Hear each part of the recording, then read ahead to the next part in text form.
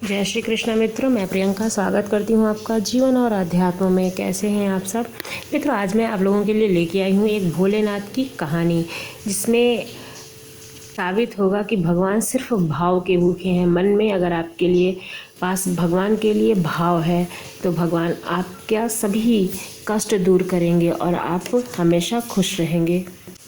एक गांव के बाहर एक शिव मंदिर था, जिसमें एक वृद्ध पुजारी पूजा करता था। एक दिन एक गरीब माँ अपने नन्हे से बालक को मंदिर के द्वार पर छोड़कर चली गई। बहुत खोजने पर भी पुजारी जी को बालक के परिवार का कुछ भी पता नहीं चला। गांव का कोई भी व्यक्ति उस बालक का लालन पालन करने के लिए तैयार नहीं हुआ, तो पुजारी जी ने भगवान शिव की इच्छा समझकर उसे अपने पास रख लिया। पुजारी ने उसका नाम माधव रख दिया। गांव के श्रद्धालु भक्तों से जो कुछ भी प्राप्त होता, उसी से भगवान शिव के पुजारी का और बालक माधव का गुजारा चलता। यदि किसी दिन कम भी पड़ता तो जो पुजारी था वो भगवान को भोग लगाकर बचा हुआ जो भोजन होता था वो बालक माधव को दे देता था और स्वयं गंगा जल पीकर सो जाता था। धीरे धीरे माधव बड़ा होने लगा और अब वह पुजारी जी के कामों में हाथ बटाने लगा। वृद्ध पुजारी जी के थके हारे हाथों को कुछ आराम मिलने लगा, इसलिए उन्होंने माधव को मंदिर की साफ सफाई, भगवान शिव की पूजा और उनको भोग लगाने और उनकी आरती करने की विधि अच्छी प्रकार से समझा दी, जैसे वो सारे कार्यों को अच्छे से कर सके। अब वह स्वयं भगवान शिव के नाम जप और संकीर्तन के समय व्यतीत करने लगे, यानी कि भगवान शंकर की पूजा पाठ में ही अपना समय व्यतीत करने लगे। एक दिन भगवान शिव के मंगलकारी नाम का जाप करते हुए उनके प्राण छूट गए। अब बालक माधव का इस संसार में भगवान शिव के अलावा कोई भी नहीं था। वह पुजारी जी की बताई 3 बातें कभी नहीं भूला। पहली बात, भगवान भोले शंकर को ताजी गरम रसोई का भोग लगाना। दूसरी बात, भगवान को भोग लगाए बिना स्वयं कुछ नहीं खाना। तीसरी बात, भगवान शिव पर विश्वास रखकर कभी भी किसी भी वस्तु का संग्रह ना करना, बासी भोजन का भी नहीं। यदि कोई व्यक्ति पहले से बना भोजन या मिठाई मंदिर में दे जाए तो बालक माधव उसे गरीबों में बांट देता। वह ताजी रसोई बनाकर ही भगवान को भोग लगाता, उसके बाद स्वयं प्रसाद ग्रहण करता और सभी में बांट देता। यदि रसोई बनाने को सामग्री नहीं होती तो वह भोले बाबा और भक्त माधव दोनों गंगा जल पीकर ही रह जाते। एक बार बरसात का मौसम आया और 3-4 दिन तक मूसलाधार वर्षा होने से मंदिर में एक भी भक्त नहीं आया। माधव अपने भोले बाबा को गंगा जल का ही भोग लगाता और उसे ही पीकर सो जाता। भोले बाबा माधव की भक्ति और सहनशीलता की परीक्षा लेते रहे, किंतु आखिर में अपने भक्त को भूखे रहने के लिए तड़पने को क्यों छोड़ देते। वह सेठ के नौकर का रूप धारण कर हाथ में भोजन सामग्री की पोटली लेकर वर्षा में भीगते हुए मंदिर के द्वार पर जा पहुँचे। उन्होंने आवाज़ लगाकर माधव को बुलाया और उसके हाथ में पोटली देने को कहा। सेठ जी ने यह भोजन सामग्री भेजी है, इससे रसोई बनाओ, भगवान को भोग लगाओ और स्वयं भी प्रसाद पाओ, मैं फिर आऊँगा। भक्त माधव ने आशीर्वाद देकर उसे विदा किया और सूखी गीली लकड़ियों के धुएं में गर्म रसोई बनाकर भोले बाबा को भोग लगाया। पूरे बरसात के मौसम में भोले बाबा नौकर के रूप में भक्त माधव को भोजन सामग्री देने आते रहे और स्वयं भी गरम गरम रसोई का भोग पाते रहे। एक दिन भक्त माधव ने सोचा कि सेठ जी को भोजन सामग्री भेजते हुए 4 महीने हो चले हैं, किंतु वे स्वयं कभी मंदिर में भोले बाबा का प्रसाद ग्रहण करने नहीं आए। अगले दिन जब भोले बाबा नौकर के वेश में भोजन सामग्री की पोटली देने आए तो माधव उनसे बोला, भाई तुम्हारे इतने धर्मात्मा सेठ जी कभी स्वयं मंदिर में प्रसाद लेने के लिए क्यों नहीं आते हैं? इस कारण मेरा हृदय अत्यंत दुखी हो रहा है। आपने सेठ जी से कहना कि कल वे मंदिर में प्रसाद ग्रहण करने अवश्य पधारें। भक्ति की बात सुनकर नौकर बने भोले बाबा चौंक कर घबरा उठे और बोले, पुजारी जी, सेठ जी ने मेरे द्वारा आपको भोजन सामग्री भेजते को कहा है। आप इससे भगवान को भी भोग लगा देते हैं और स्वयं भी प्रसाद ग्रहण कर पाते हैं। फिर सेठ जी को बीच में बुलाने की क्या ज़रूरत है? जैसा चल रहा है वैसा ही चलने दीजिए ना। माधव बोला, ऐसे कैसे चलने दें? आपके धर्मात्मा सेठ जी इतने दिनों से सामग्री भेज रहे हैं, क्या मैं उन्हें भगवान का प्रसाद देने का अपना कर्तव्य भी पूरा ना करूं? मैं किसी का उधार खाने वाला नहीं हूं। अपने सेठ जी से कहा देना कि यदि कल भोले बाबा का प्रसाद ग्रहण करने नहीं पधारे तो मैं उनकी भोजन सामग्री लेना बंद कर दूंगा। नौकर बने भोले बाबा तो अपने भक्त की अकड़ देखकर काँप उठे। उन्होंने यह सोचकर मन ही मन हंसना शुरू किया कि वह आज तो लेने वाला ही देने वाले को दोष दे रहा है। लेकिन सरल हृदय भक्त के मनोभाव को देखकर वे बोले कि ठीक है पुजारी जी, कल सेठ जी मंदिर में प्रसाद ग्रहण करने अवश्य पधारेंगे। दूसरे दिन बड़े सवेरे ही भोले बाबा नौकर के वेश में दूध और बहुत सारी भोजन सामग्री लेकर मंदिर पहुंच गए। माधव चौंकते हुए बोला, भाई, आज इतनी सारी भोजन सामग्री किस लिए ले आए हो? नौकर बने भोले बाबा बोले, पुजारी जी भूल गए क्या?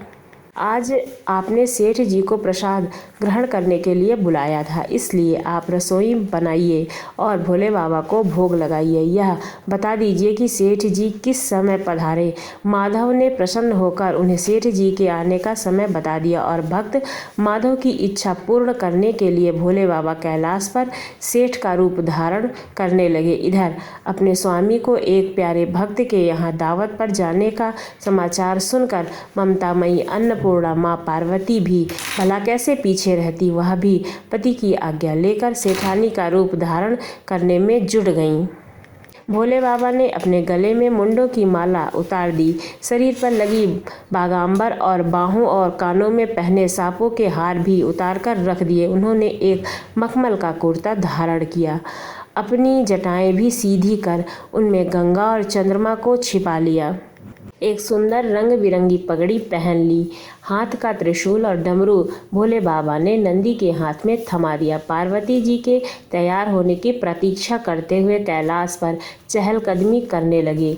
पार्वती जी ने सुंदर बनारसी साड़ी पहनी जिसका रंग सेठ बने शिव जी के कुर्ते से मेल खा रहा था। सोने चांदी और हीरे के जगमगाते हुए आभूषण धारण किए भगवान गौरी शंकर सेठ सेठानी का रूप धारण करके कैलाश से अपने भक्त के यहाँ दावत के लिए चल पड़े। भक्त माधव आज सुबह से ही सेठ जी के स्वागत में तरह तरह के पकवान बनाने में जुटा हुआ था। वह अपने भोले बाबा का भोग तो चलते फिरते बना लेता था, किंतु आज उसे कई महीनों से भगवान को भोग लगाने के लिए भोजन सामग्री भेजने वाले सेठ जी को भागवत प्रसाद देना था। अतः आज उसने भोजन बनाने में अपनी सारी पाक कला झोंक डाली। उसने सेठ जी द्वारा भेजे हुए चावल धोकर खीर बनाई और तरह तरह के पकवान भी बनाए। रसोई बनाकर भक्त माधव पुनः स्नान करने चला गया ताकि स्वच्छ वस्त्र पहनकर भोले बाबा को भोग लगा सके और सेठ जी को उनका प्रसाद खिला सके। जब भक्त माधव स्नान करके लौटा तो देखा कि सेठ जी प्रसाद ग्रहण करने के लिए स्वयं तो आए ही नहीं, साथ में अपनी सेठानी को भी लेकर आए हैं।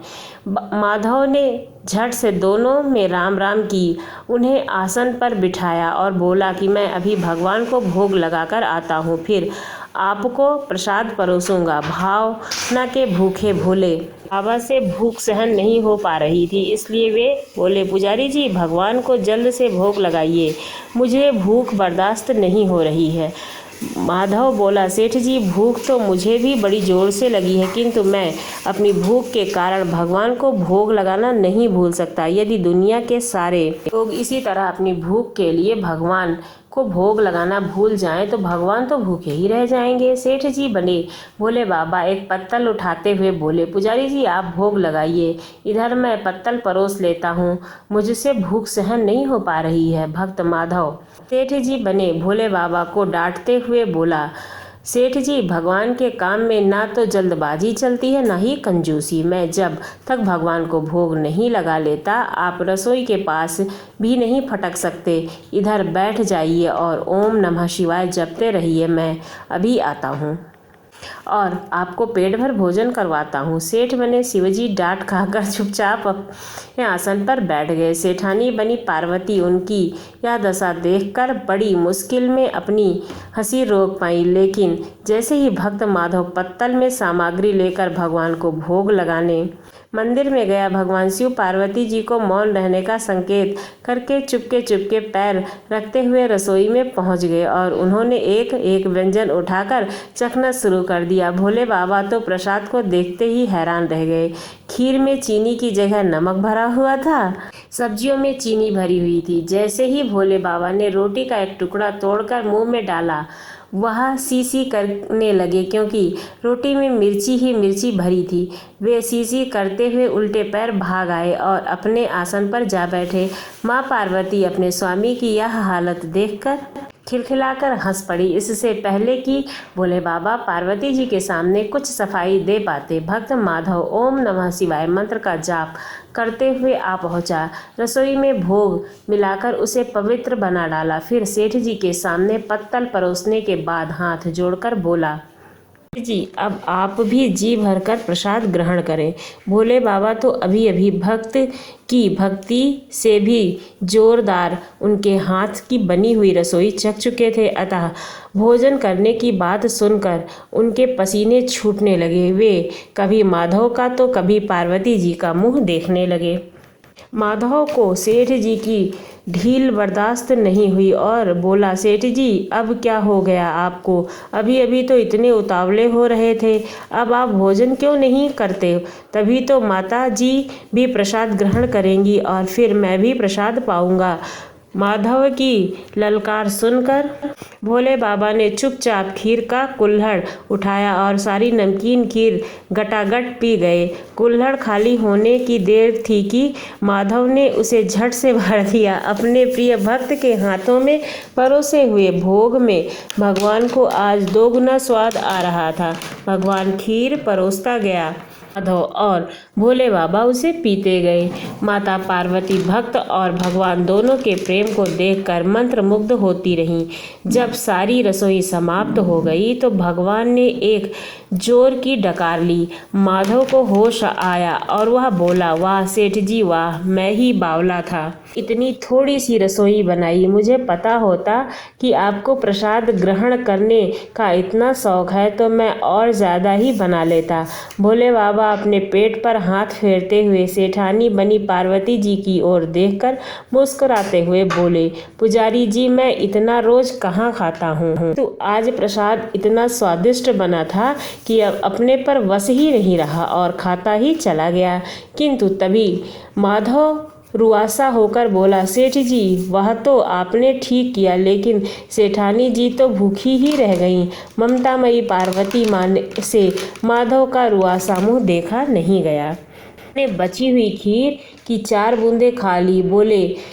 भोले बाबा द्वारा भोग लगाने से ही प्रसाद में अद्भुत अलौकिक स्वाद भर गया था। ऐसी सुगंधित और मीठी खीर चखकर जगत माँ पार्वती तृप्त हो गई और उनके तृप्त होते ही सृष्टि का प्रत्येक प्राणी तृप्त हो गया। भक्त माधव बोला, सेठ जी आपने और माता जी ने प्रसाद ग्रहण कर लिया है, इससे मुझे अत्यंत संतोष हुआ है। समझ लीजिए कि आप दोनों द्वारा प्रसाद ग्रहण करने से मेरा भी पेट भर गया है। मेरी तो वैसे भी महीने में 4-4 एकादशी हो जाती है, किंतु मैं भी एक दाना ले लेता हूँ जिससे कि भोले बाबा के प्रसाद का अनादर ना हो। यह कहकर जैसे ही माधव ने खीर के पात्र में लगा चावल का एक दाना उठाकर अपने मुंह में डाला, उसकी जन्म जन्मांतर की भूख प्यास सब मिट गई, समस्त इच्छाएं तृप्त हो गईं, उनके ज्ञान के नेत्र खुल गए और उसने देखा कि उनके सम्मुख त्रिलोकपति भगवान भोले बाबा और माता पार्वती खड़ी हैं, जो कि उन्हें आशीर्वाद दे रहे हैं। माधव दौड़कर उनके चरणों में गिर गया और बोला, प्रभु मैं दर्शन पाकर धन्य हुआ। ऐसे हैं भगवान भोलेनाथ और अगर हम उनकी अलौकिक भक्ति करते हैं, निस्वार्थ भाव से भक्ति करते हैं, तो वे हम पर प्रसन्न होकर अवश्य ही दर्शन देते हैं।